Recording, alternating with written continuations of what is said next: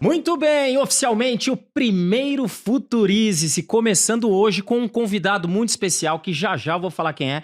Meu nome é Maurício Mendes, eu sou apresentador do Futurize-se, sou a pessoa que vai gerar muito conteúdo e eu espero que esse conteúdo seja de grande valia para você que está aí nos assistindo ou só ouvindo, né? Ao meu lado, o maravilhoso, excepcional Fernando Solano, ele que também é comunicador, ele que é ator também, né? Fui. Modelo. Não conta essas coisas, não conta essas coisas. Olá, tudo bem? Tá começando aqui o nosso primeiro Futurize. Esse aqui é o número 01. Muito bem acompanhados estamos hoje e eu sou oficialmente o perguntador do Futurize, não é isso? Então daqui a pouquinho eu já vou começar a fazer as minhas perguntas pro nosso convidado, Mal. Olha, eu busquei aqui, são tantas coisas desse convidado maravilhoso, e eu fiz questão de trazê-lo aqui, nós fizemos questão de trazê-lo aqui, porque ele é uma pessoa que realmente está sempre na vanguarda. E ele é incansável. Se você pensa que ele está num lugar, ele está em outro lugar. Ele está no metaverso, mas ele está em vários lugares ao mesmo tempo.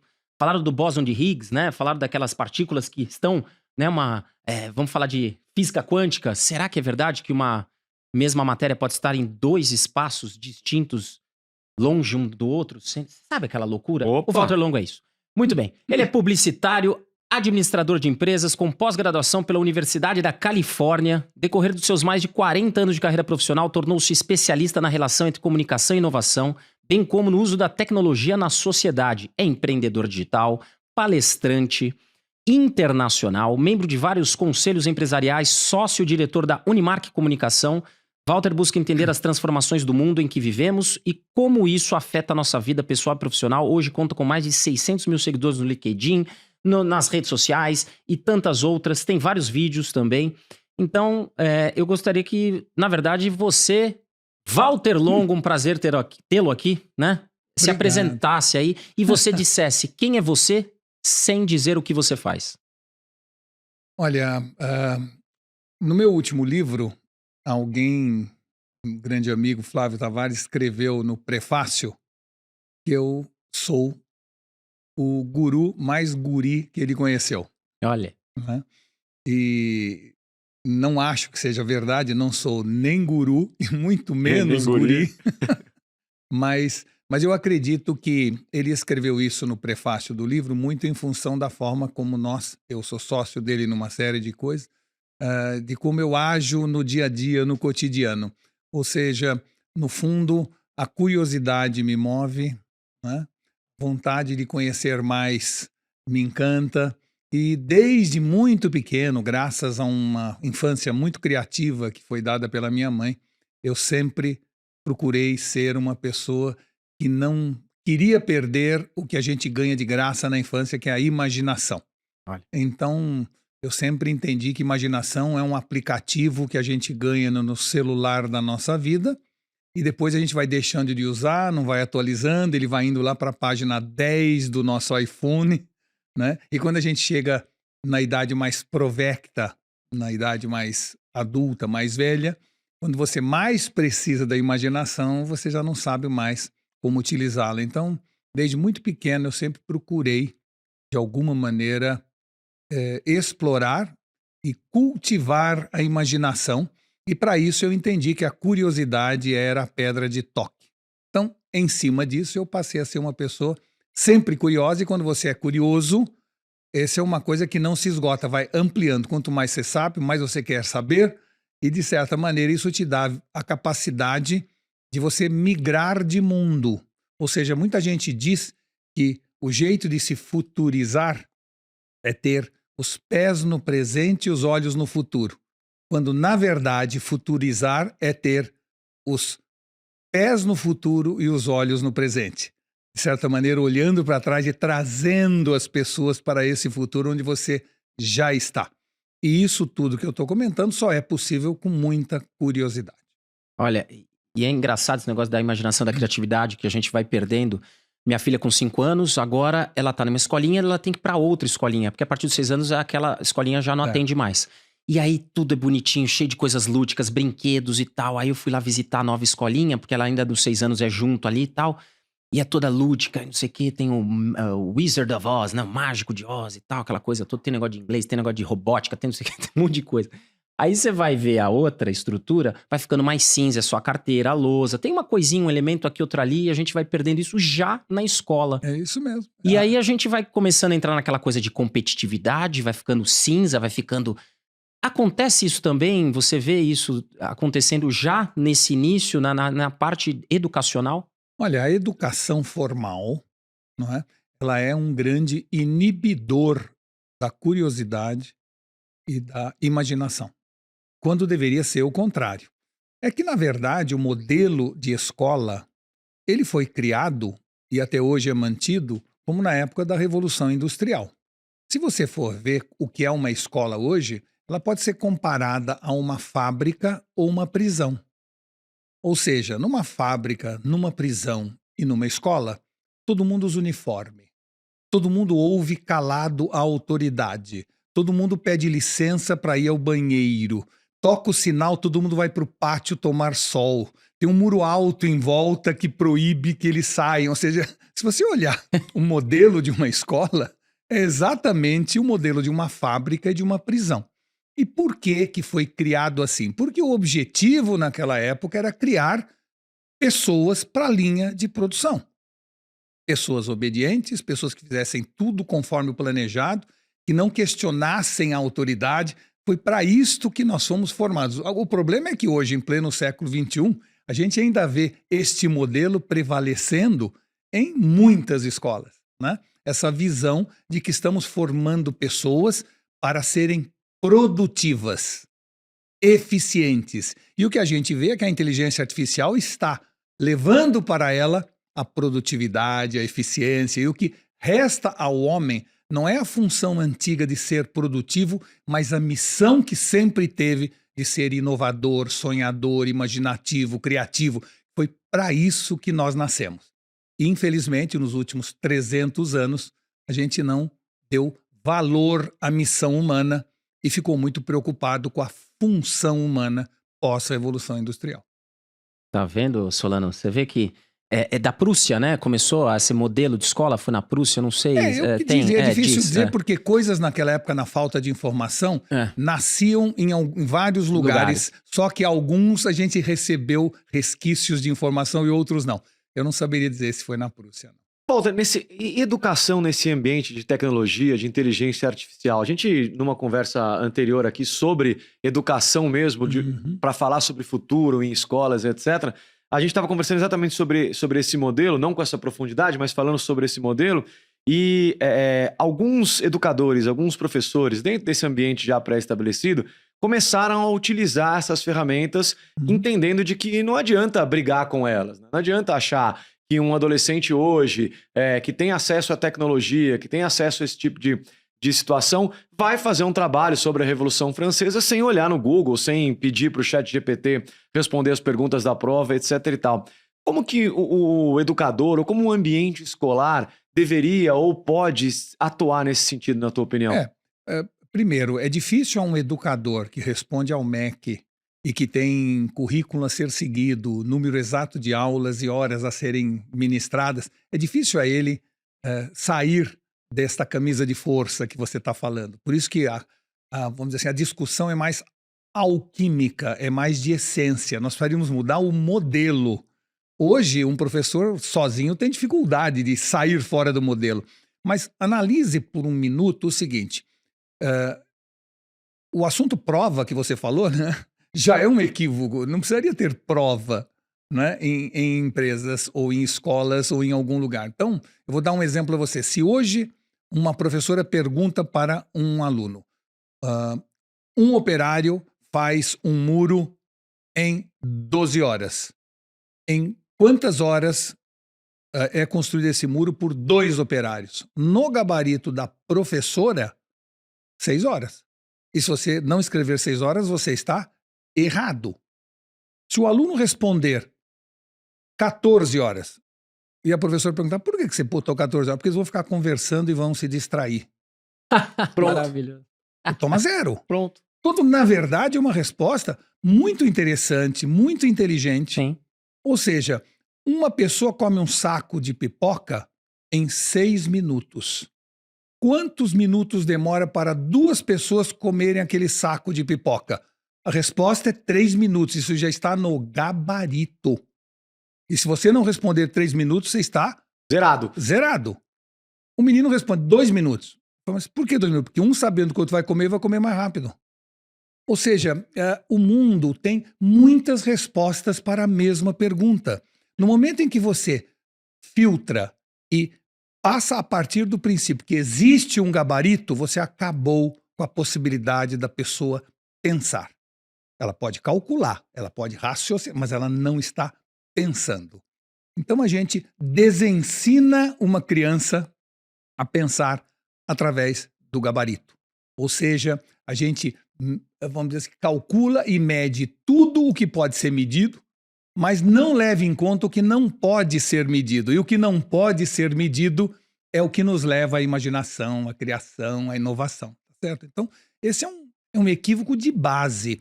Não é um professor que vai resolver. Claro. Né? É um sistema escolar que tem que se reinventar.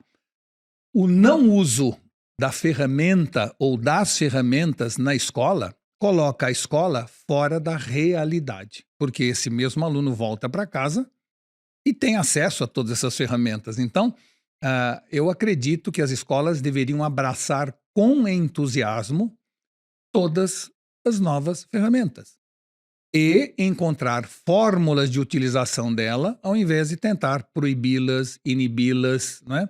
Porque não é assim que a gente ensina uma pessoa a ser humano.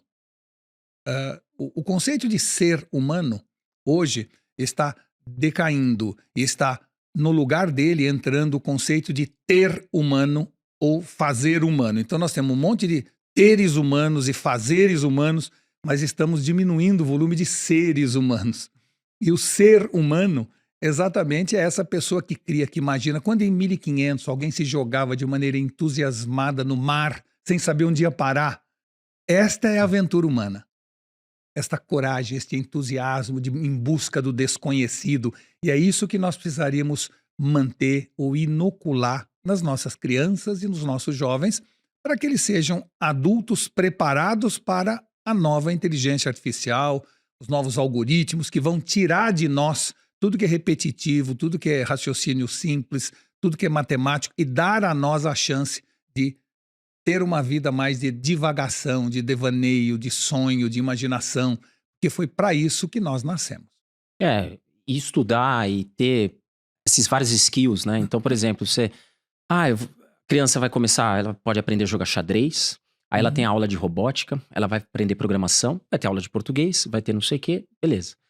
E eu acho que falta isso quando ela cresce, de tirar um pouquinho daquilo que a gente acha que ela tem que saber, que de repente, coisas que a gente estudou que eu nem lembro mais, né, na escola e tal, e acaba ficando muito aquela parte de memória da hora do recreio, onde eu tinha eu abraçava, lembro dos meus amigos, das risadas, das festinhas, dos jogos, dessas... Aprender a conviver. Né? Do que só competir e querer ser o melhor, né? Tudo bem, você vai lá na gincana, na Olimpíada de Matemática, e você ser o campeão, é incrível. Maravilhoso. Claro. Fazer o cubo mágico em 1 minuto, mais do que maravilhoso, que aquilo eu acho insano. E é louco isso, porque eu com uma filha de 5 anos e todo mundo que já, né? O seu filho tem quantos anos? 46. 46. Você imputou isso nele, essa coisa da criatividade, ou foi uma coisa... Eu acho que nele foi até mais espontâneo que em mim. Em mim, a minha mãe imputou muito, mas eu acho que nele, ele sempre foi um menino muito curioso desde pequeno. O que os pais devem fazer? Pais não devem educar, pais devem não estragar. Não atrapalhar. Não atrapalhar o desenvolvimento. É isso que a gente acaba fazendo, né?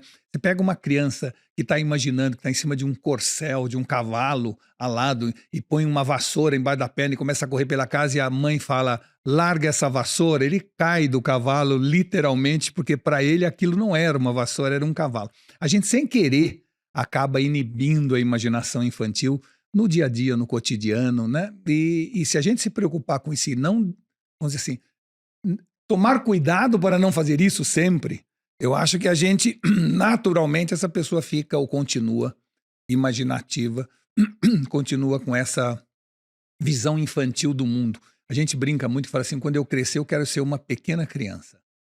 Esse seria o ideal de todos nós, né? Porque, no fundo, criança não tem limite. Criança acha que tudo é possível. E o que a gente está vendo é que a tecnologia está nos mostrando que daqui para frente tudo é possível. Sim. Então, pensar como criança depois de adulto é o jeito de você abraçar tudo que tem de novo hoje. Antigamente era algo impossível, agora é possível, rápido e barato.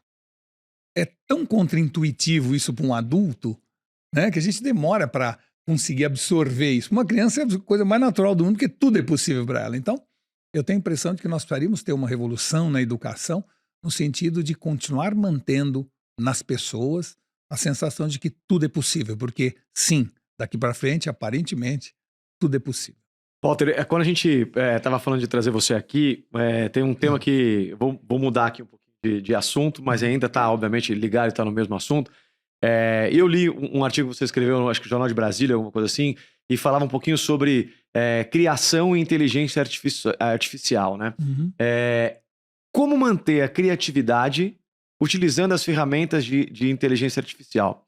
De onde veio essa história? Tem um amigo meu, um brasileiro, isso é uma história muito interessante. Um brasileiro de 45 anos, chamado Gustavo Fernandes, graças a Deus, por felicidade do destino, é um dos meus melhores amigos, que mora em Toronto, trabalha com efeitos especiais, ganhou um Emmy esse ano e não saiu em lugar nenhum no país. Olha. Né? O cara ganhou um Emmy de efeitos especiais. Pra a indústria cinematográfica? Indústria cinematográfica, exatamente. O cara é um puta gênio e ele lançou um perfil, mandou pra mim, dá uma olhada no meu perfil aí. O perfil dele é criações com inteligência artificial. Então ele só coloca lá no perfil, no Instagram e tal, coisas que ele cria através de inteligência artificial. Quando eu vi isso, e ele pra mim, desde criança, meu amigo, vinha desenhando com papel, e o cara foi se desenvolvendo, foi indo atrás, etc e tal, e o cara tá criando com inteligência artificial. Eu confesso que dentro do meu quadradinho, eu falei, cara, me deu um...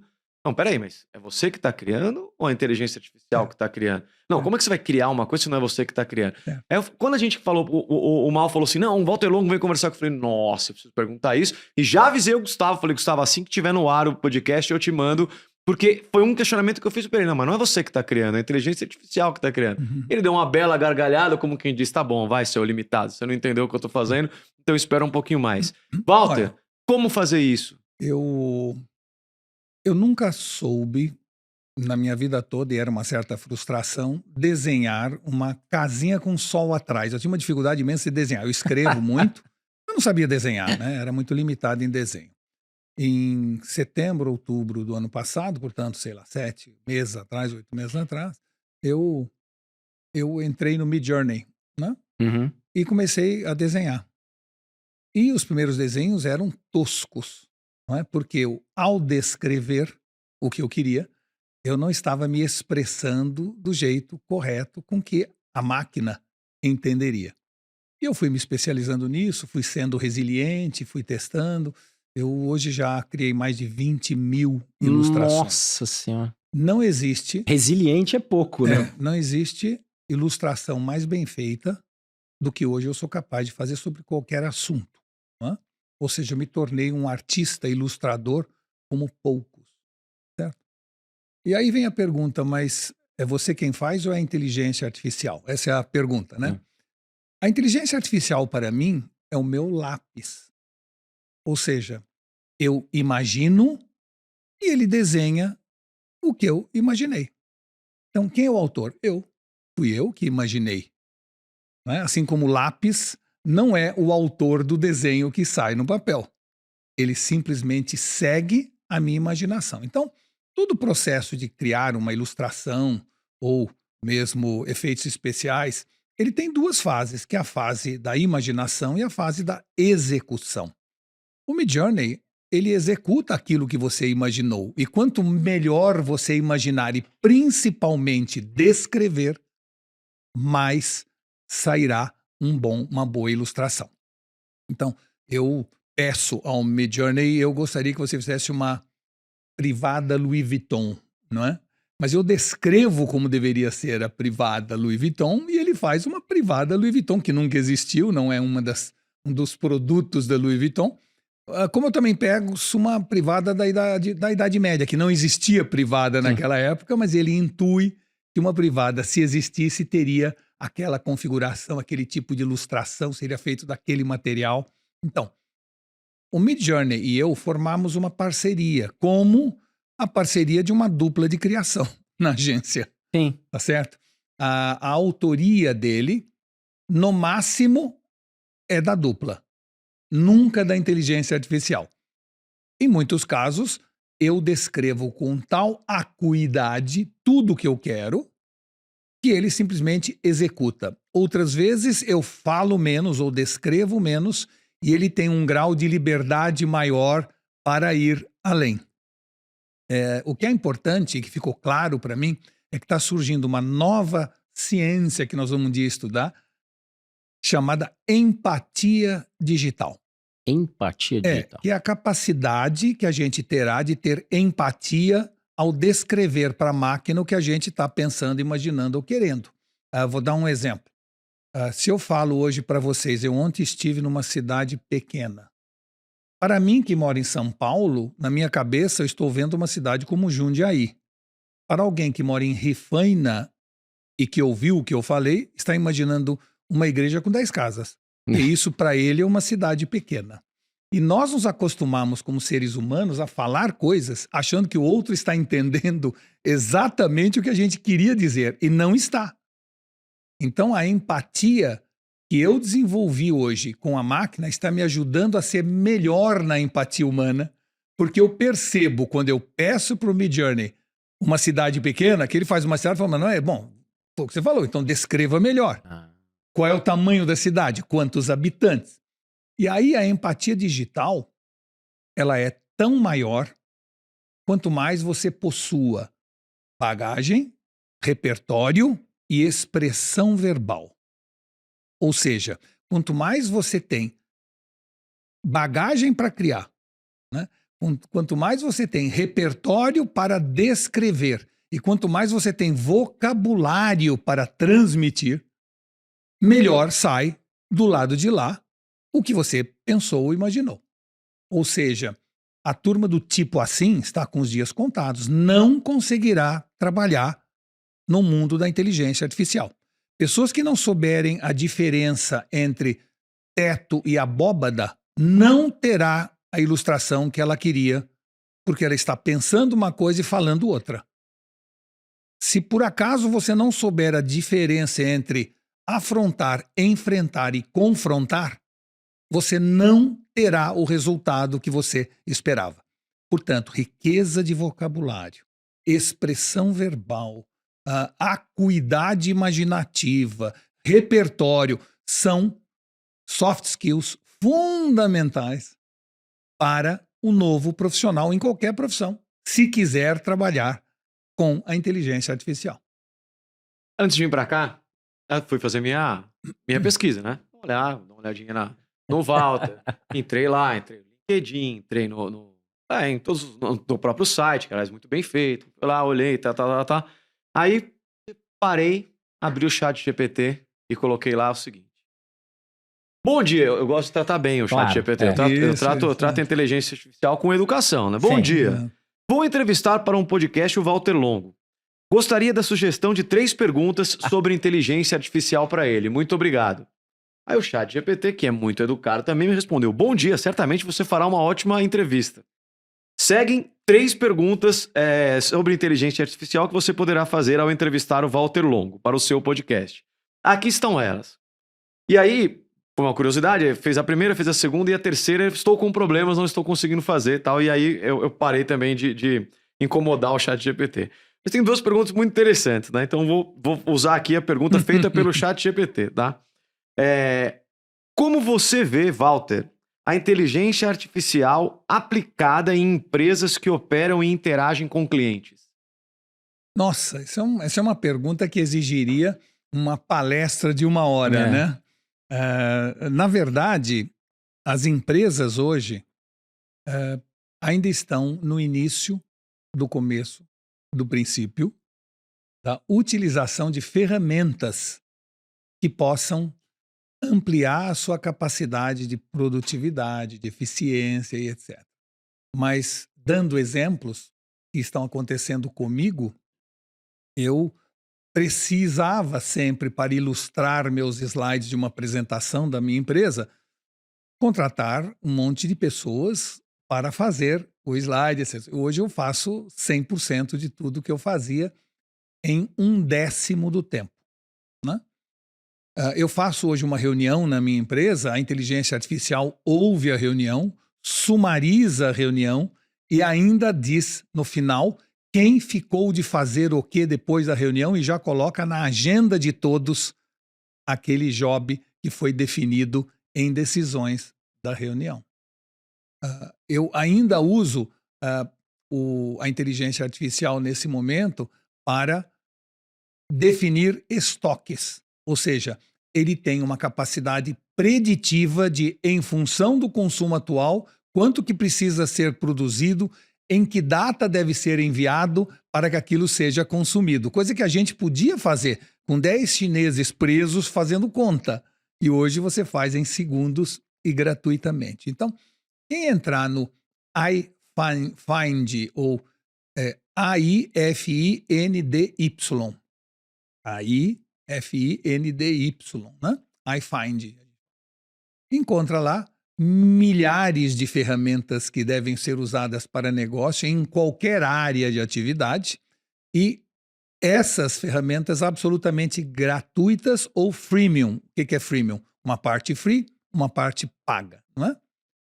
E você vai ficar bestificado com o volume que tem, né? Então você hoje tem assistentes virtuais, uma assistente que te lembra tuas agendas, que te cobra as coisas que precisam ser cobradas e que se eu precisar fazer um post no Instagram, como você fez a pergunta, ChatGPT, eu preciso fazer um post convidando pessoas para um evento num tom bastante divertido. Ele faz em 5 opções. 5 opções em 5 segundos. Aí você fala assim, agora eu queria que você fizesse um plano de aula para eu dar um treinamento aqui interno. Ele prepara o plano de aula em 10 segundos. Aí, ou seja, o que você quiser hoje você pode fazer com inteligência artificial.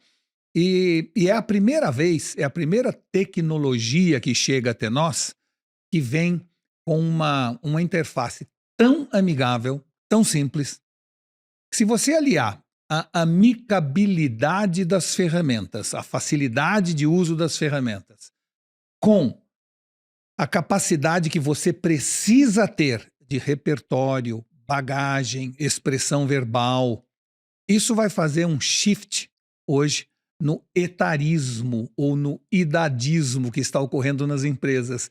Pessoas mais velhas vão estar muito mais adequadas a este novo mundo da inteligência artificial do que as pessoas mais novas. Porque entra a bagagem, o repertório e a forma... expressão verbal, já que a turma está com uma redução vocabular preocupante por falta de leitura, por uma série de outros fatores. Então, nós vamos ver pela primeira vez pessoas de mais idade tendo mais facilidade no relacionamento com as ferramentas de inteligência artificial do que os mais novos. E os mais novos é que vão correr atrás agora para tirar o prejuízo.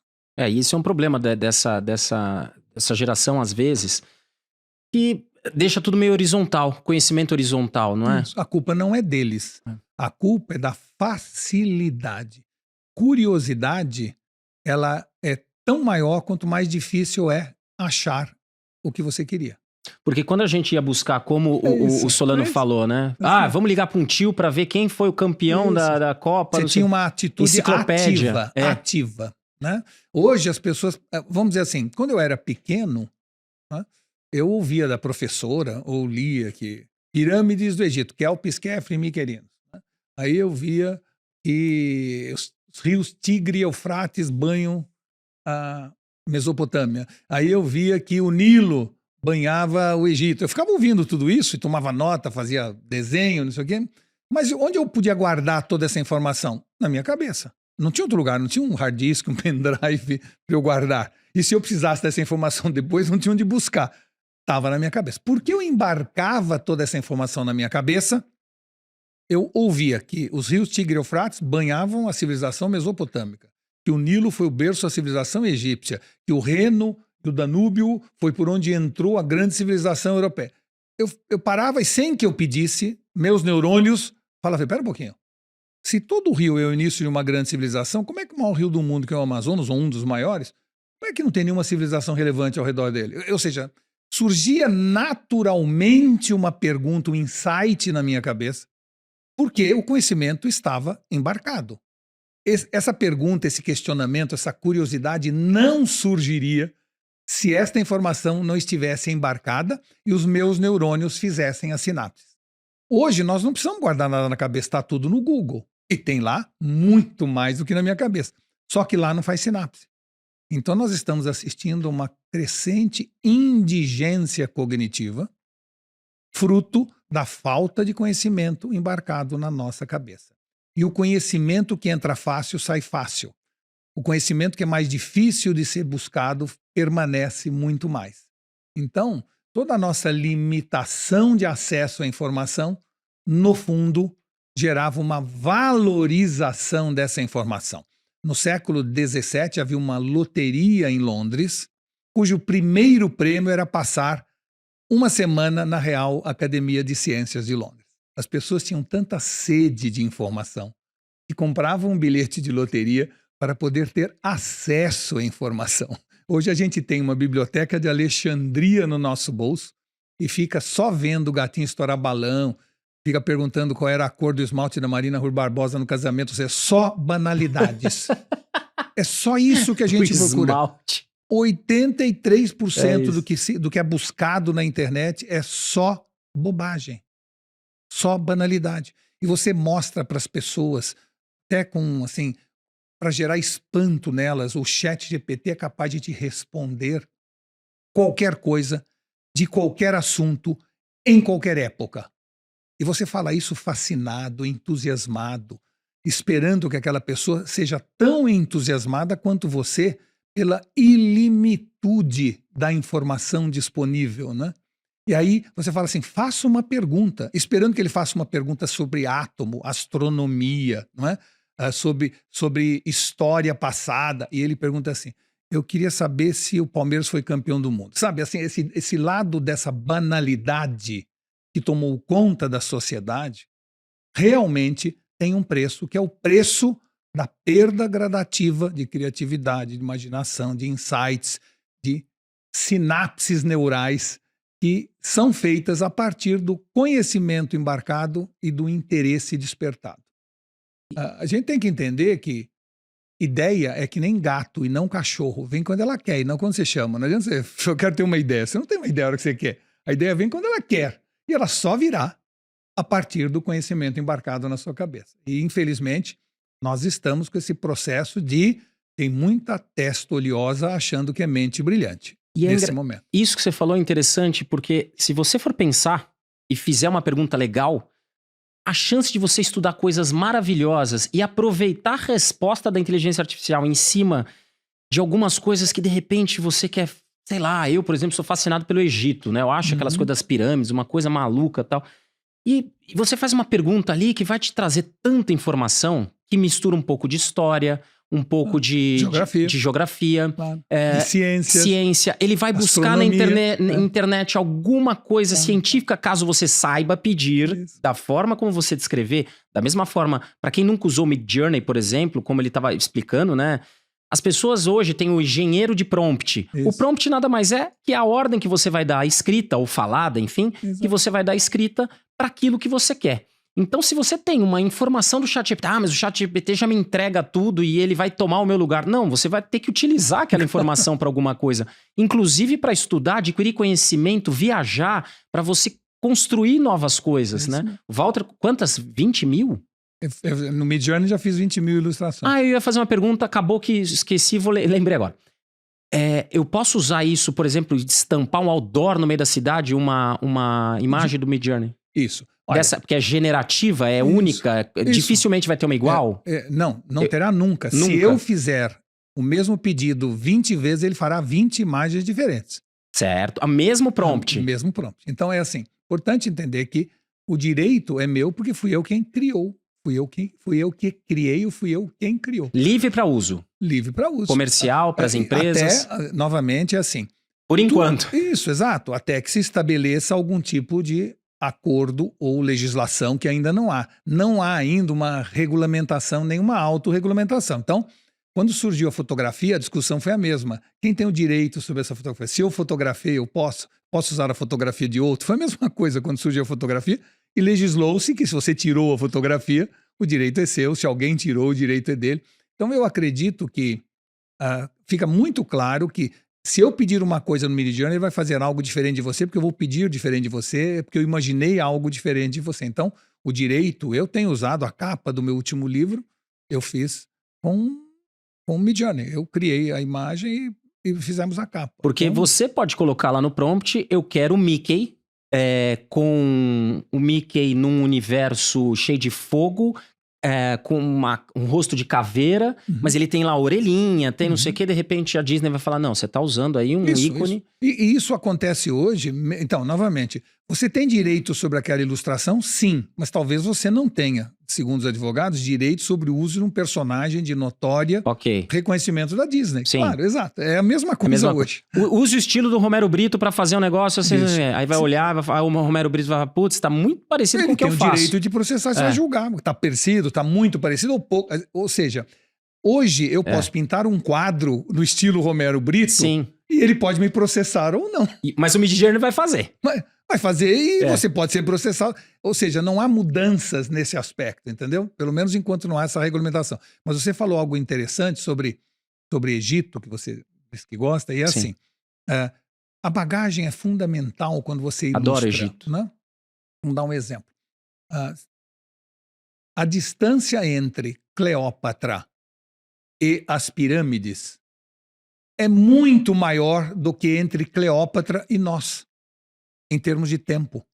Ou seja, quando Cleópatra surgiu, né, tinham 2.500 anos antes feito as pirâmides de Kelpis, Khafre e Miquerinos, e 2.000 anos de nós.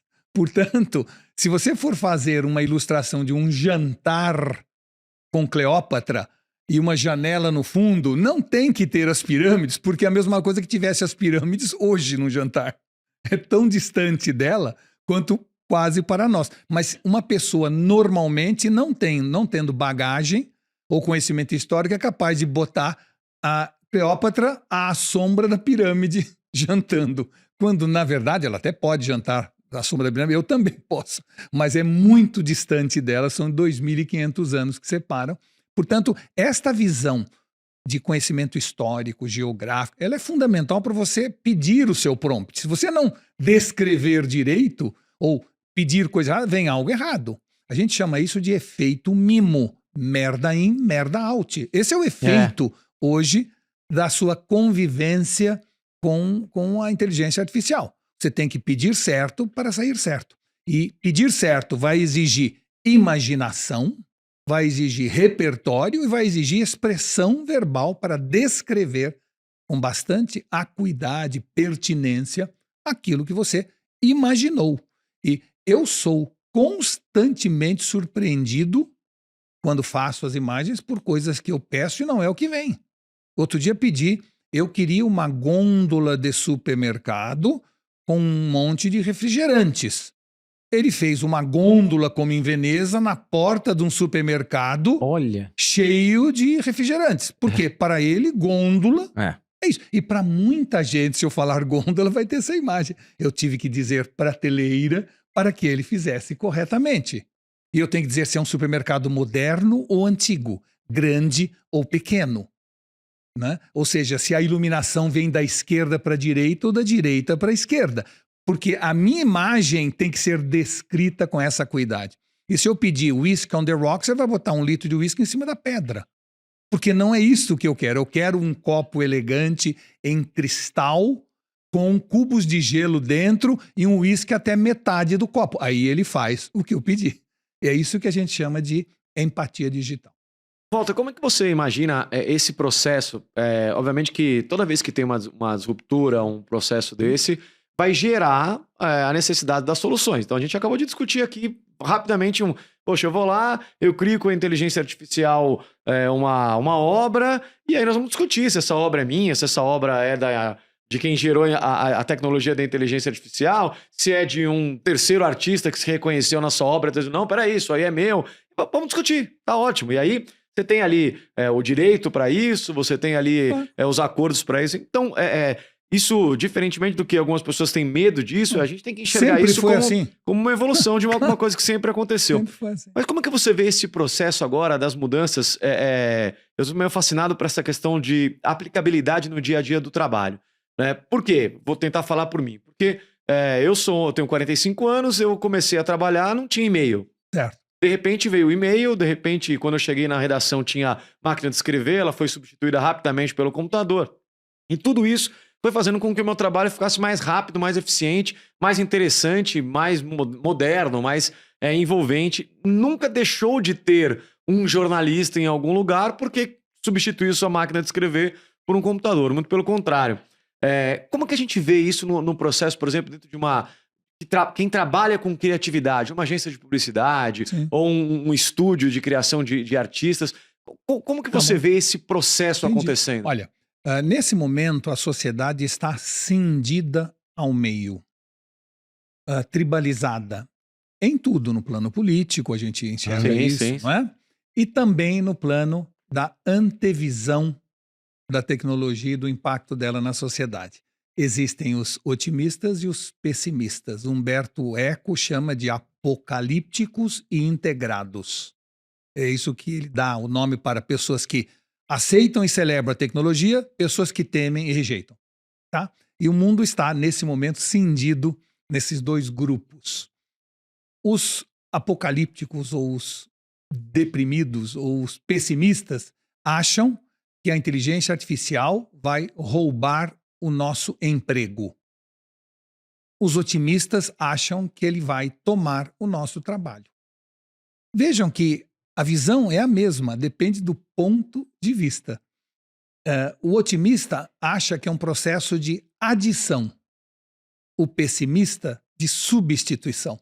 Dois raciocínios matemáticos distintos, mas que veem a mesma realidade.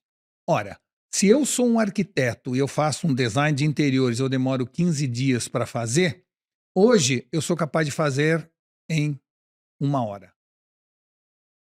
Eu posso não querer usá-lo e ficar rezando para ele não tomar meu lugar, e ele vai tomar através da mão de outro arquiteto, ou eu posso, em vez de cobrar 30 mil, cobrar 3 mil e fazer 10 vezes mais, e assim mesmo, muito mais rápido do que eu faria um.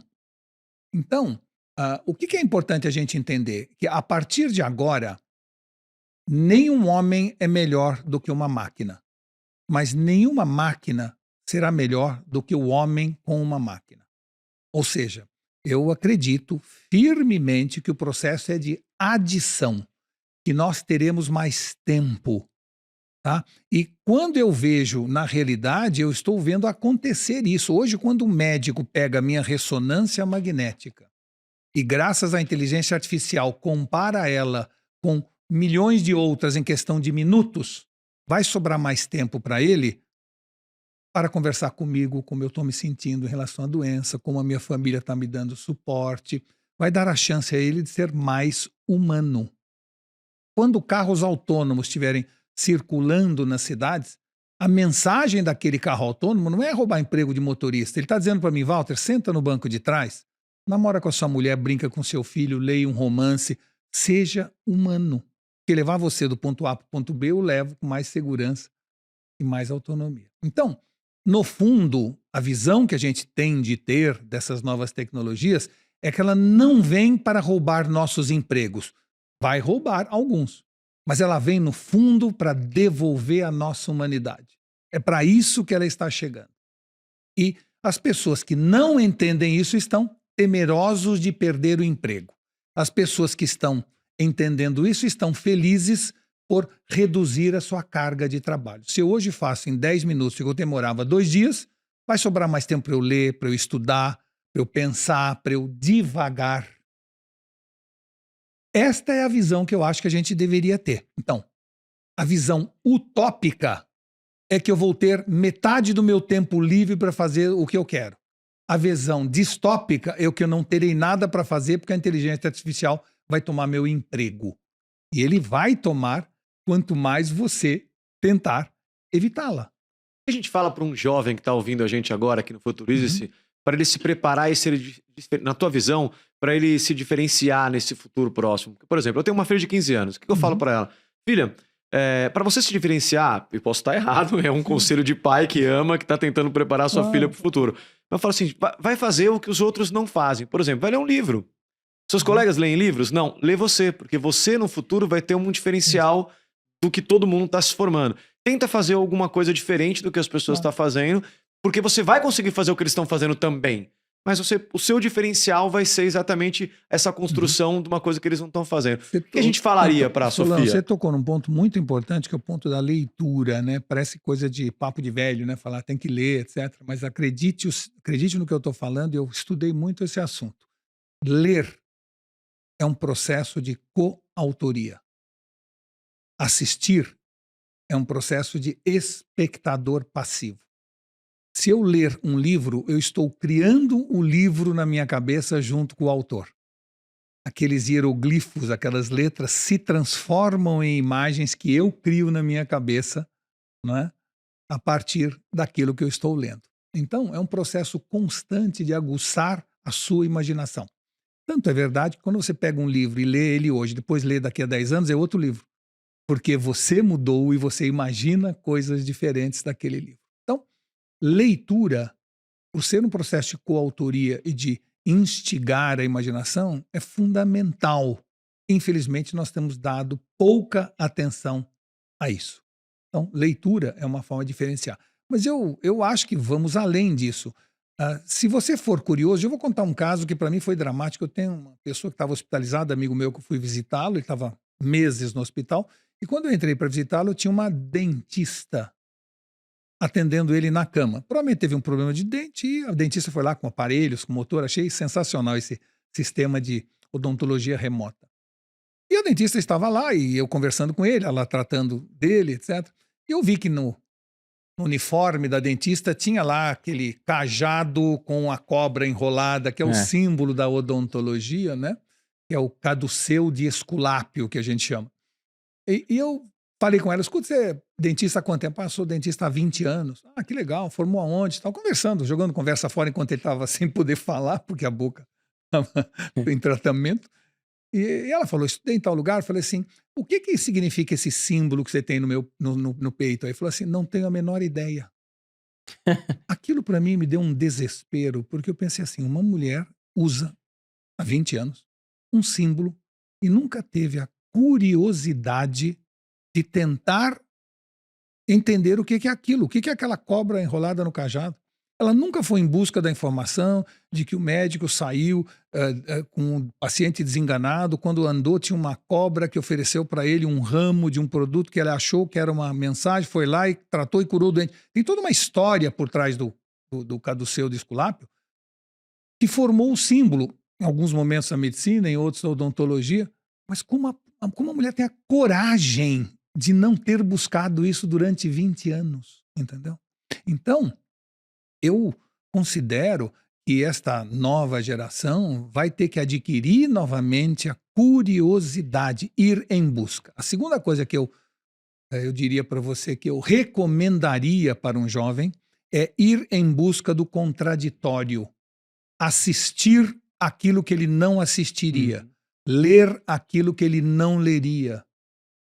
Porque você tem que entender a sociedade e as suas diferenças. Se você ficar fechada só no que você quer, o digital fez um bem imenso para a humanidade, né? O digital enriqueceu a humanidade. Se você olhar, nós precisaríamos de uns 100 mil reais para ter uma discoteca em casa. Só pessoas da classe média alta para cima tinham acesso a ter uma discoteca. Hoje você pode, com R$9 por mês, ter todos os discos do mundo à sua disposição. Antigamente, você para ter carro com motorista era coisa de milionário. Agora você entra no Uber e tem um carro preto com motorista que te leva para qualquer lugar. E assim sucessivamente. Ou seja, nós temos hoje a possibilidade de falar com qualquer pessoa do mundo e passar horas conversando com ela, coisa que era só coisa para gente com muito dinheiro falar com alguém no exterior. Então, a tecnologia trouxe acesso à informação, né? Tornou todo mundo milionários do usufruto das coisas. Tem uma grande quantidade de vantagens. Mas ela trouxe, como tudo, tem seu lado bom e seu lado ruim, uma desvantagem que é A tribalização. Ou seja, os algoritmos vão em busca de engajamento. Então, o Zuckerberg chama os algoritmos na sala dele e fala, escuta, turma, o negócio é buscar engajamento. Ele fala, pois não, missão dada é missão cumprida. E o algoritmo percebe que o fake news tem mais engajamento que a notícia verdadeira. O que ele faz? Põe mais fake news.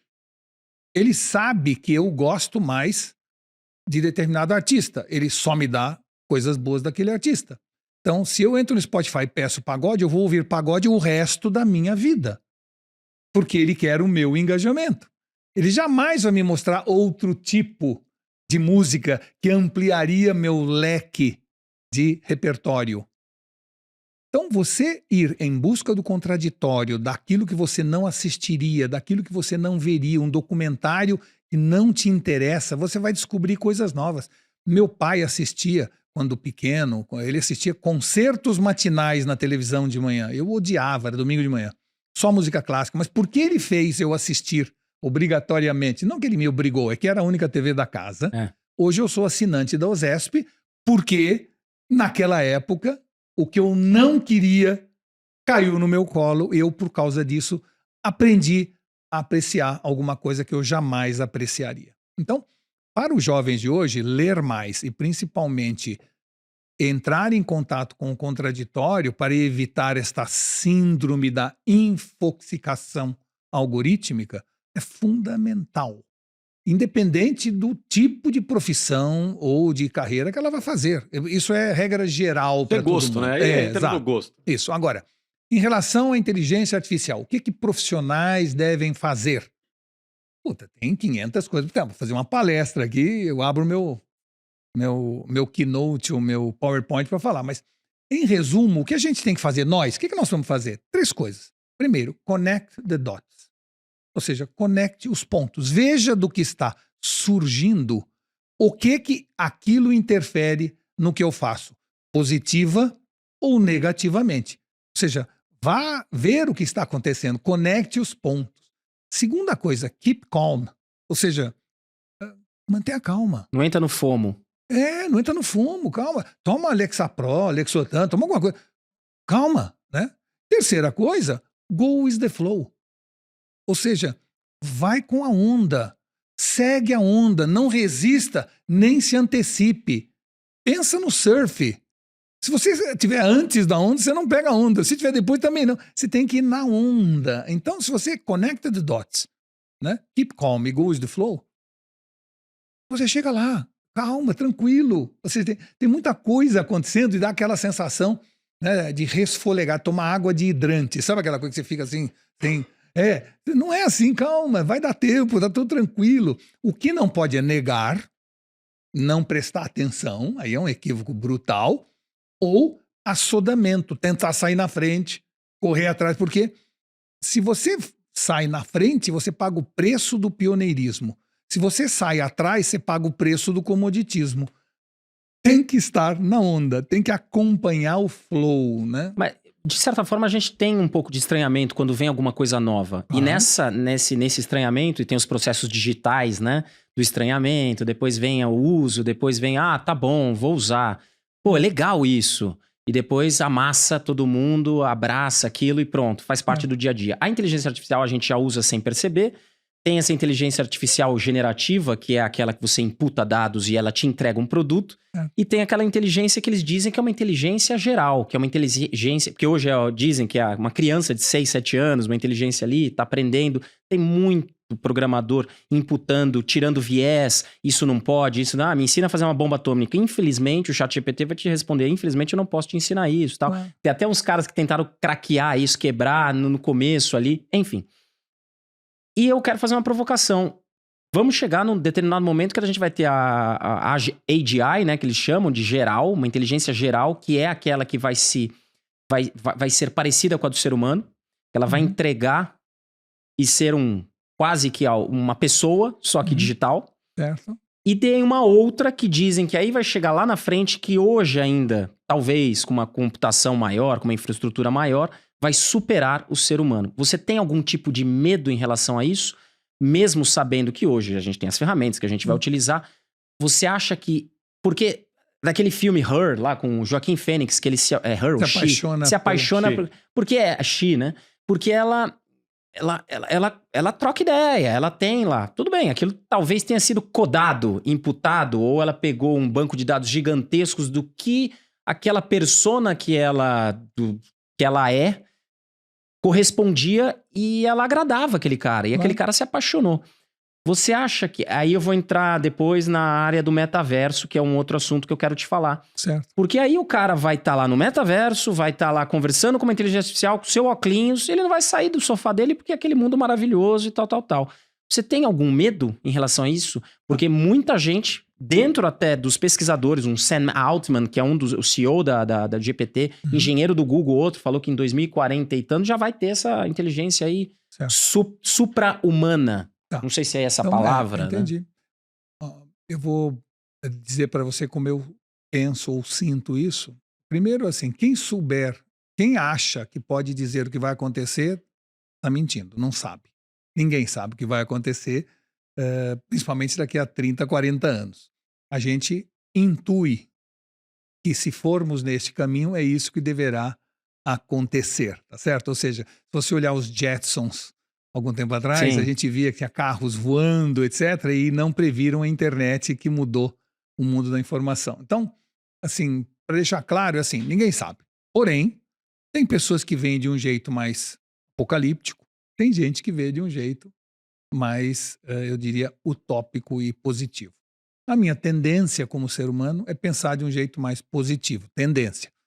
Mas é claro que eu não posso tapar meus olhos perante coisas que você vê e supõe que podem acontecer. É evidente que o Midjourney pode trazer imagens de fake news graves sobre pessoas que não estão fazendo aquilo e que parecem que estão fazendo. Sim. Então, a gente sabe disso. Como nós vimos aí do Trump, do Papa. Isso, e a única coisa que eu digo para você é que o jeito de resolver problemas que a tecnologia traz é com mais tecnologia e não com menos. Então, essa é a visão que eu tenho desse futuro. Segundo, eu acho que o ser humano tem uma diferença fundamental em relação à máquina. Máquina, entenda no sentido figurado, tudo isso que nós estamos falando.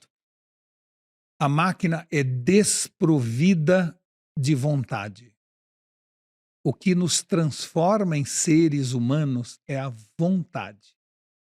Eu tenho vontades. Eu quero coisas.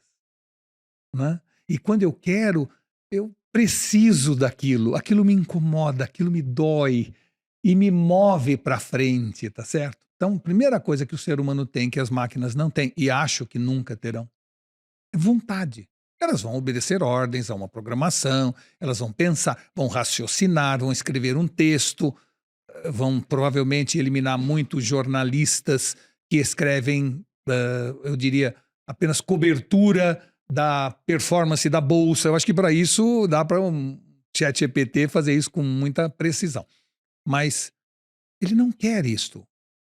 Nós, seres humanos, queremos. Então, se em 1969 já existisse inteligência artificial quando o homem chegou na Lua, nós teríamos chegado à Lua com mais velocidade, com mais segurança e com menor custo.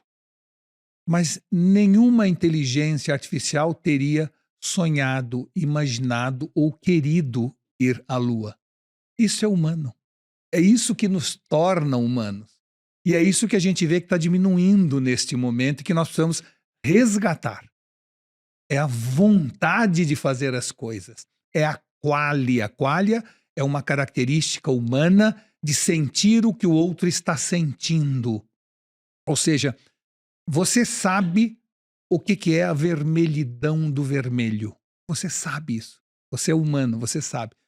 O ChatGPT não sabe. Ele foi calculado, ele é capaz de entender que existe uma cor que é entre o fúcsia e o amarelo. Ele sabe, mas ele não sente a vermelhidão do vermelho. Ele não sente o dolorido da dor. Essa característica humana da qualia, associada à vontade, nos coloca num outro patamar em relação à inteligência artificial. E a gente não pode esquecer que a inteligência artificial foi criada pelo ser humano. Sim. É diferente se descesse um alienígena aqui. dotado de vontade, porque ele teve vontade de vir aqui. E impusesse uma vontade deles, E né? eu estaria com muito mais medo. É. Não dá certo? Mas não é isso. Nós que criamos, codamos. Exato. É só codar diferente. É só cuidar da inteligência artificial como a gente cuida de um filho.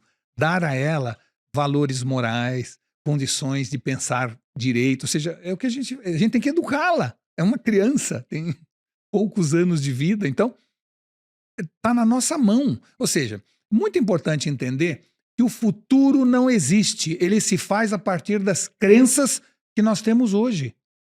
Se eu achar que vai ser ruim, ele vai ser ruim. Se eu achar que ele vai ser bom, ele vai ser bom. Porque é a partir das crenças do presente que se gera a realidade do futuro. A chamada profecia autorrealizável. Se todo mundo olhar com otimismo a inteligência artificial, todo mundo vai passar a usá-la, ela vai ser útil, todo mundo vai crescer, a civilização vai ficar mais rica porque vai ter menos custo de produção. Se todo mundo tiver medo, evitar, ela vai provavelmente ser usada pelos que não evitam para fazer o mal. E você está na nossa mão, definiu. O Pollock, que é um estudioso holandês, ele fez durante muitos anos uma análise de uma nação passava a ter uma visão grandiosa dela mesma porque ela ficou grande, ou se ao contrário, a nação ficou grande porque ela já tinha uma visão grandiosa dela mesma. E em todas as civilizações, na Grécia, do Egito antes da Grécia, depois Roma, grandes navegadores, a Inglaterra, Estados Unidos, sem exceção, uma visão grandiosa, segundo ele, antecede uma realização grandiosa. Ou seja, eles não seriam grandes se eles não pensassem grande. E quando a Grécia construiu o Partenon, ela não era a hegemonia helênica que conquistou, mas já pensava grande. Por isso conquistou a hegemonia helênica. Então, muito importante a gente entender que está na nossa mão o futuro. Se o Elon Musk não acreditasse que dava para dar ré um foguete, ele nunca criaria o foguete que dá ré. Hoje em dia que ele desce, isso. foguete não dá ré. O do Elon Musk dá, filho. Dá ré. E mais do que isso, Né? assim, por isso que eu digo assim, muita gente alia a imaginação, a arte, música. Imaginação é fundamental para a ciência, Uhum. para a administração das cidades. Primeiro você imagina, depois você faz. Será que, Tananã? Exato. Será que se eu E fizer... se? E se? É isso. E Esse é o se você eu joga o tivesse IC? uma rede de Wi-Fi mundial espalhada por todos os lugares? Elon Musk já pensou nisso, viu? Já fez. Já fez. que os Tô me satélites, colocando- ele tá colocando cada vez mais Tô me satélites. colocando no lugar deles, exatamente. Exato. O cara vai lá e fala, tá bom, É. então eu vou pegar Isso. a engenharia, a inteligência Isso, artificial para me ajudar a criar O isso. Walter estava comentando que na hora em que você não põe dentro da cabeça o conhecimento embarcado, você não faz sinapse. E se eu botar o Neuralink na cabeça que conecte o cérebro das pessoas a todo o conhecimento do mundo, Já pensou? se gerará mais sinapse? E se? O e se é a imaginação. Fundamental para a ciência. Fundamental para a ciência, para a política, para a arte, para tudo. Então, assim, imaginação é o começo de tudo. Então, a curiosidade gera a imaginação e a imaginação gera tudo. E é louco isso, porque eu tava assistindo Avatar com a minha filha, o novo Avatar, e essa conexão que tem com aquela árvore, né? Com a árvore, a conexão que ela tem toda a memória da civilização, tal. E você falou da Neuralink agora, né? E eu queria até aproveitar, não sei se você tem mais alguma coisa pra falar sobre Não, isso, vamos porque, lá. na verdade, eu queria falar sobre metaverso com você. Tá bom?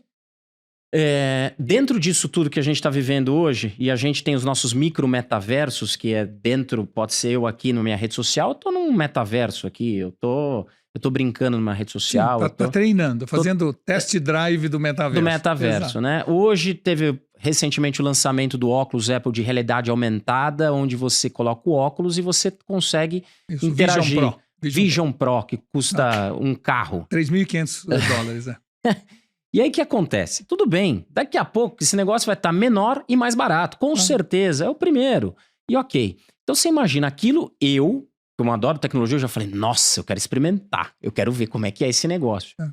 E você acredita como vai ser essa interação? Como você acha que vai ser esse mundo? E eu sei que vai ter o humano sempre ali utilizando aquilo. Mas será que a gente vai, como no livro do Snow Crash, né?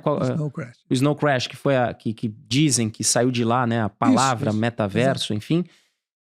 Será que entregador, o menino que entrega lá Pizza. a comida, a pizza, e quer ser o ninja do metaverso, ele vai querer só viver sendo ninja do metaverso e não Isso. quer. Você acha que vai ter um escapismo e a gente vai viver com aquele óculos maravilhoso, fazendo não sei o que, a interação?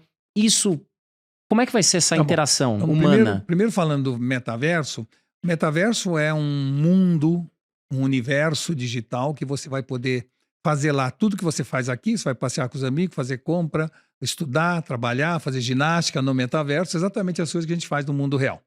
Segundo, a única diferença é que no mundo real a gente fala be all you can be, seja tudo que você puder ser.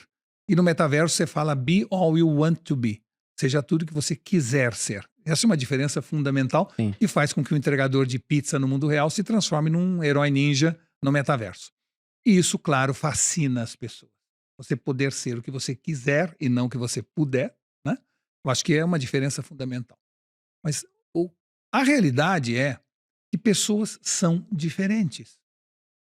A gente pensa em massa, em povo, e esquece que existe o indivíduo com vontade própria. E daí que eu chamei de vontade como uma característica humana.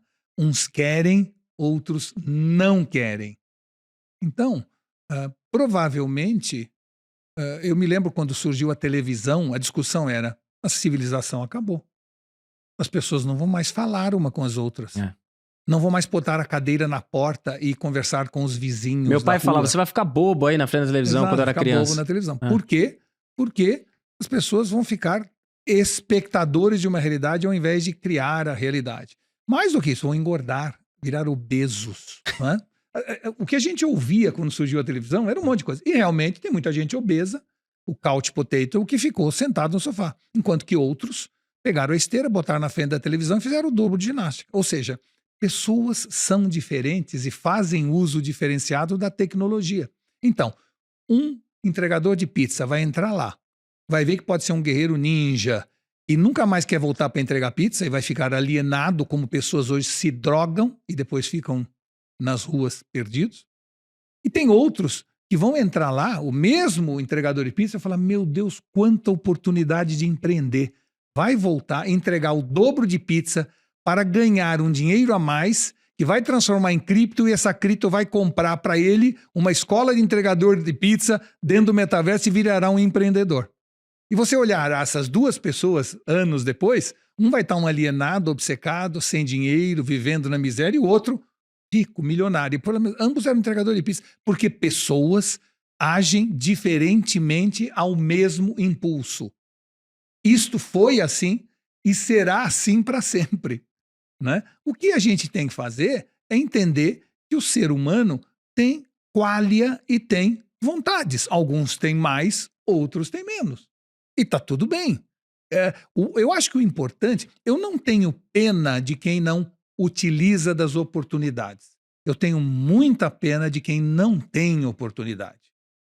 Eu tinha muita pena de quem, morando no deserto do Atacama ou no interior do Piauí, não conseguiria ter acesso à cultura, informação. Eu tinha muita pena. Porque a distância eliminava a possibilidade. Hoje, com a internet, se ele não acessa a Biblioteca Nacional de Congresso de Washington, é porque ele não quer. Ele pode. Eu não tenho mais pena. E o mundo, nesse momento, está dando a todos nós a chance que quiser. Agora, falando mais especificamente do metaverso, muita gente está investindo muito.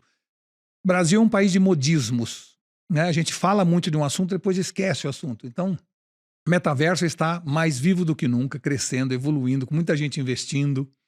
E empresas estão cada vez mais dentro do metaverso. E o metaverso deve explodir quanto mais crescer a inteligência artificial, quanto mais tempo eu tiver para me divertir, para meu lazer, para meu estudo, mais eu vou frequentar o metaverso. Então, o metaverso, quando nós tivermos 70 milhões de inúteis no Brasil, será o lugar onde essas pessoas irão para se divertir, barato, para estudar de graça, para poder evoluir dentro do metaverso sem ter que se locomover. Aí você fala, o óculos, não precisa do óculos. Dá para você entrar no metaverso com o celular. Sim. E enquanto o óculos custa caro, vai surgir lan house, como tinha de computador antigamente. Para utilizar o óculos. Nas comunidades para utilizar o óculos. Ou seja, isso a economia resolve, não é problema, entendeu? Mas o por que empresas estão indo com tanta avidez para o metaverso? Por que empresas estão mergulhando de cabeça no metaverso? Porque houve uma mudança do mantra corporativo nas últimas décadas. No ano 2000, o que se discutia numa empresa é what business are we in? Qual é o nosso negócio? Essa era a discussão. Ou seja, qual é o foco? E se eu chegasse numa empresa de seguro-saúde e falasse, escuta, vamos ser sócio de uma academia de ginástica? O cara fala, você ficou louco, Walter? Assim, pra quê?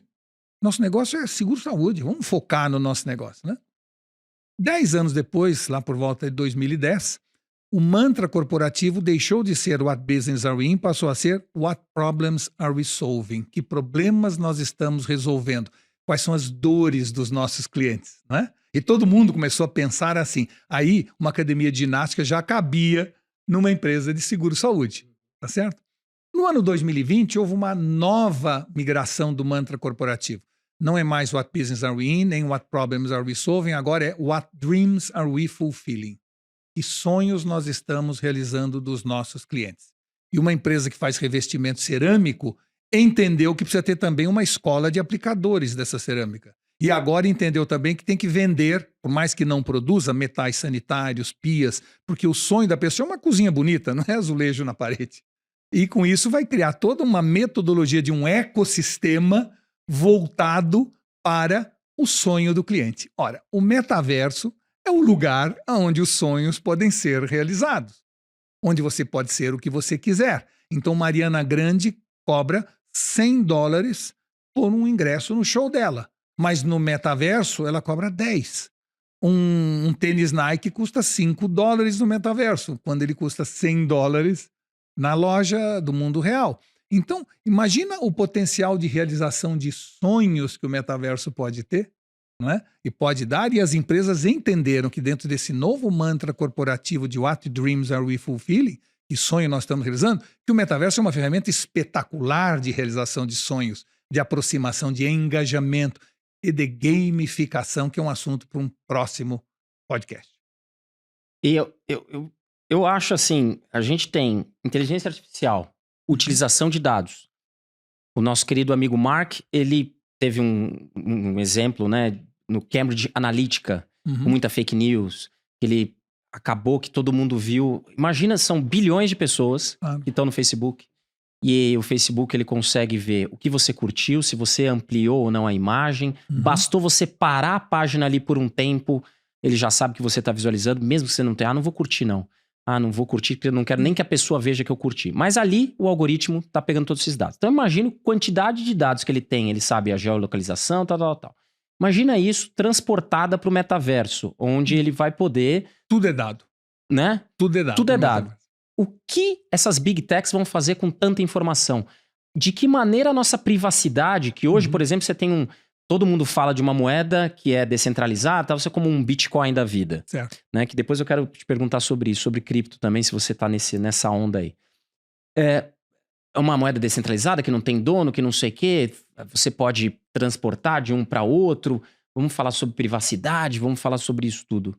Será que no metaverso a gente... Aí acabou, porque se a minha pupila dilatar, ele vai saber que a minha pupila tá dilatando usando óculos. Ele vai ver todas as minhas sensações, porque eu vou estar usando alguma coisa, uma luva que vai me dar tato e que vai sentir o meu calor do corpo aumentar. Eu tô levando lá na frente. Vestes ápticas. Se o TikTok, que já usa um algoritmo incrível, que você fica ali, bobão, 1 hora, fazendo negócio, porque ele vai só mostrar o que eu quero ver, e disseram que o negócio é... Já me peguei mexendo ali, e ele só me mostra coisa assim, de vez em quando ele mostra uma coisa diferente pra dar uma testada, ver se eu gosto. Deixa eu ver se ele gosta de uma bunda aqui. Deixa eu colocar. Ele gosta de esporte. Ele gosta de tecnologia. Vamos colocar os geeks aqui. Então eu imagino também que lá na frente, o poder que as big techs, porque quem tem os bilhões são eles que vão dominar tudo, né? Óbvio que a Horizon vai ser um lugar fácil de utilizar, vai ser barato, porque o Zuckerberg não é trouxa, ele investiu bilhões, comprou a Oculus. O que você acha disso tudo? Bom, tá bom. Então é importante dizer para você que assim, fake news sempre existiu. Sempre vai existir. A única diferença é que antes todo mundo lia no mesmo lugar a mesma mentira, através da mídia. E agora a gente vê cada um por si, Deus para todos. Mas não mudou muito esse lado das fake news. Fake news não é somente falar mentiras. Esconder a verdade também é fake news. Dar pesos diferentes para o lado negativo e positivo da mesma pessoa ou empresa é fake news. Ou seja, manipular mentes é algo que já existe há bastante tempo e agora, evidentemente, pessoas reclamam, nós demos voz aos imbecis na internet. É verdade, mas o problema não é dar a voz, o problema é dar ouvidos. Aí você precisa ter discernimento, precisa ter critério para ver o que é verdade ou não. Se você não tem critério para ver o que é verdade ou não, seja no jornal, seja na televisão ou na rede social, você vai acreditar no que te falarem. Então, o problema já existia. Segundo, o metaverso não será tão centralizado em poucas empresas quanto foi ou é a internet. De certa maneira, o Niall Ferguson, prevendo ou antevendo o blockchain, entendeu que é uma grande mudança social ocorrendo. Ele escreveu um livro chamado A Praça e a Torre. E no livro, Niall Ferguson, ele diz o seguinte: até hoje, a sombra da torre protegia a praça. Ou seja, a sombra da torre, o governo, o poder, as poucas empresas, protegia a praça, o povo. Agora há uma inversão, é a luz da praça que vai iluminar a torre. Ou seja, o blockchain vai fazer uma revolução sem precedentes na descentralização de poder.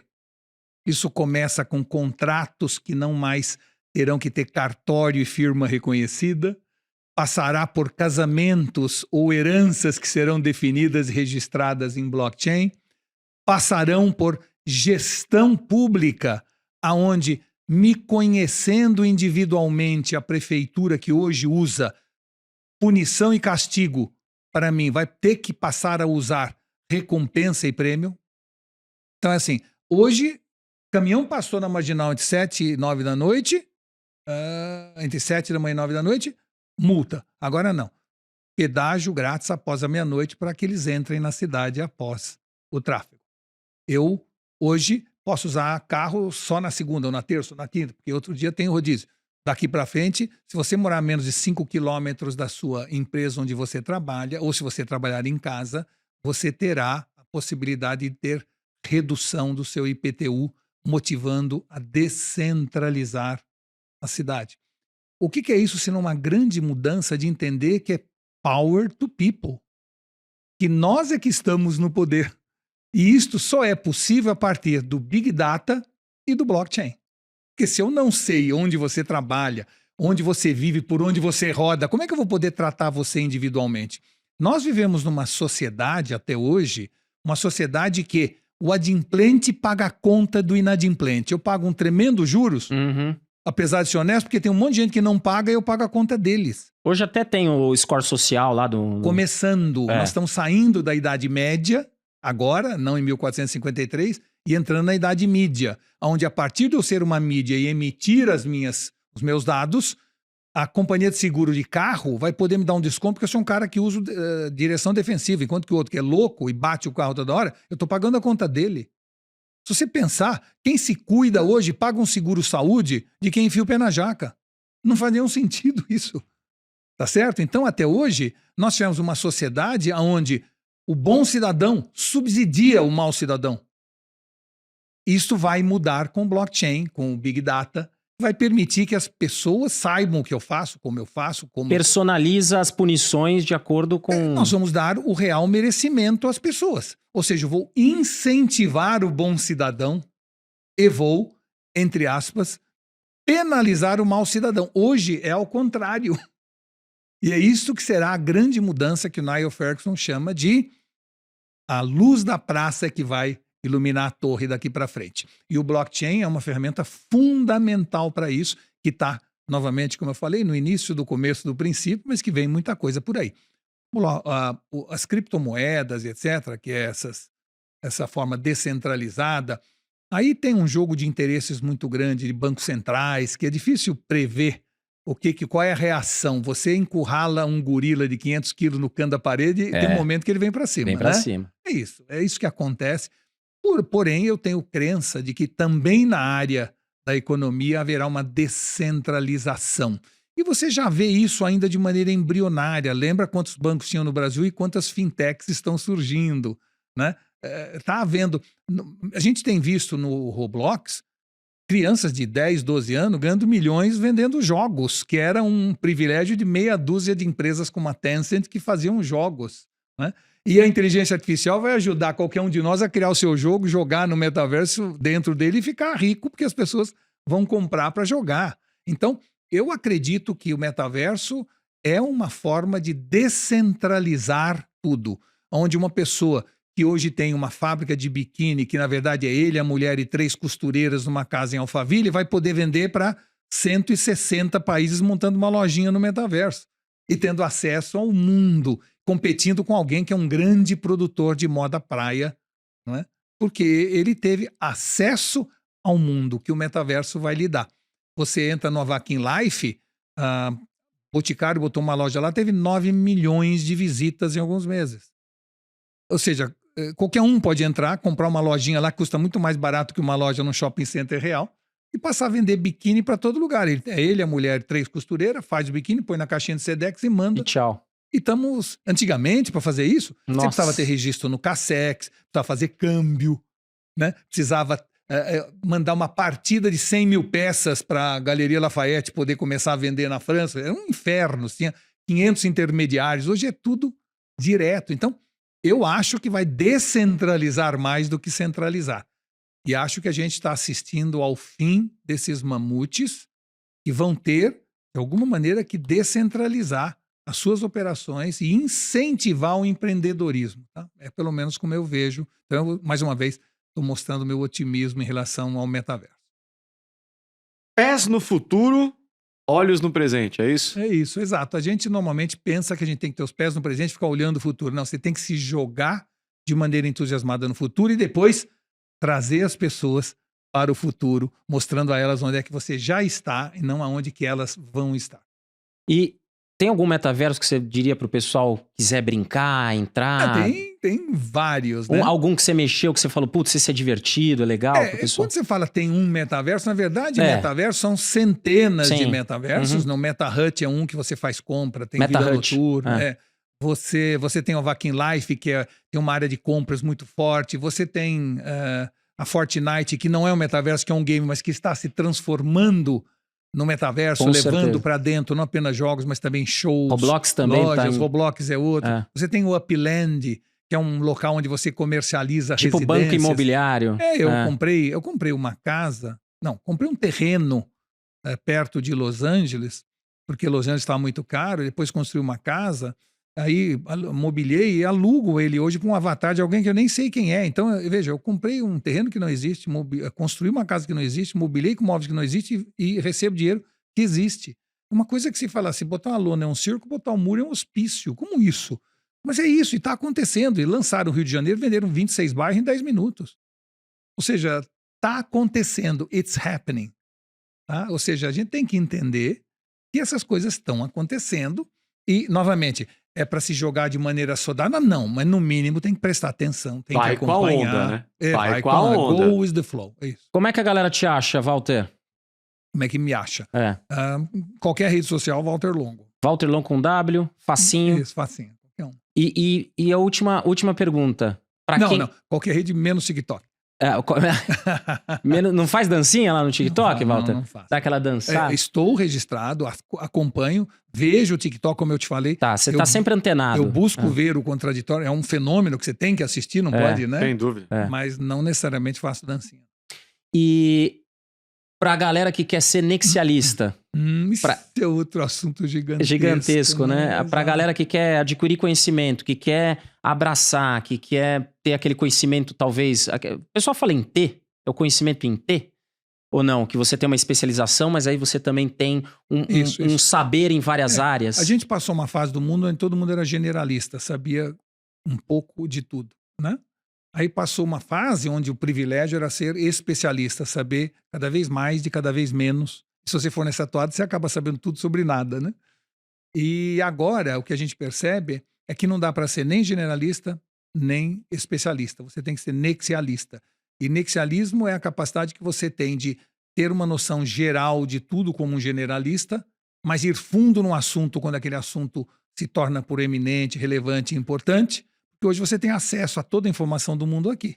Então, minha família teve um problema de imunidade, eu me transformei num especialista em sistema imunológico, porque precisei naquele momento disso. E os gestores estão fazendo cada vez mais isso. É um cara que tem uma visão do todo, uma visão gestáltica, abrangente, mas quando chega em determinado assunto, agora eu vou entrar. Inteligência artificial, vamos entrar fundo nesse assunto, vamos nos tornar especialistas daquele período, por aquele momento, daquele tema.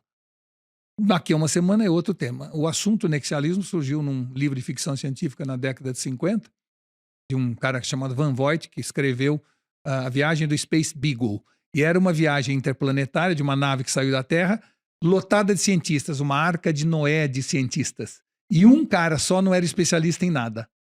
Era o nexialista, que o Van Vogt chama. Toda vez que a nave tinha problema, sofria invasão alienígena, encrencava, a única pessoa capaz de resolver o problema de seguir a viagem era o nexialista, segundo o livro. Que antevia... Porque ele estava cercado de todo o conhecimento humano, com isenção, porque ele não era especialista em nada, então ele chamava o químico, o matemático, o paleontólogo, e aquele grupo dava a ele as informações que faziam ele tomar a decisão e seguir em frente à nave. Esta isenção do nexialista é fundamental, porque ele não é especialista em nada. Para alguém que tem um martelo na mão, toda solução é prego, né? Para o nexialista, naquele momento, não. Ele tem a isenção de ver que existem outras formas de resolver aquele problema, porque ele tem essa visão abrangente e gestáltica.